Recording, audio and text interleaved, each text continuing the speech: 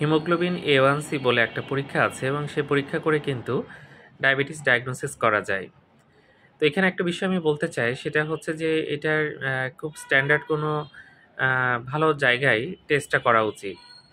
আমাদের দেশে মানহীন বেশ কিছু ল্যাবরেটরি আছে এবং সেখানে কিন্তু এই রিপোর্টগুলো খুব বেশি নির্ভরযোগ্য হয় না। যেহেতু ডায়াবেটিস ডায়াগনোসিসটা ইম্পর্টেন্ট এবং একটা বিষয় যে ডায়াবেটিসের ওষুধ শুরু করলে প্রায় ক্ষেত্রেই সারা জীবন ধরে খেতে হয়।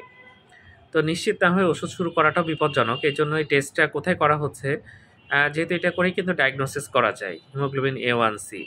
আগে আমরা এটা করতাম বেশিরভাগ ক্ষেত্রে যে ৩ মাস ধরে গড় কেমন আছে, ডায়াবেটিসটা কেমন কন্ট্রোলে ছিল, সেটা বোঝার জন্য। বর্তমানে এটা দিয়েই কিন্তু ডায়াগনোসিস করা সম্ভব।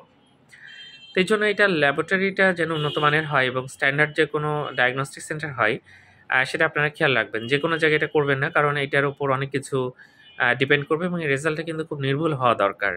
ধন্যবাদ সবাইকে।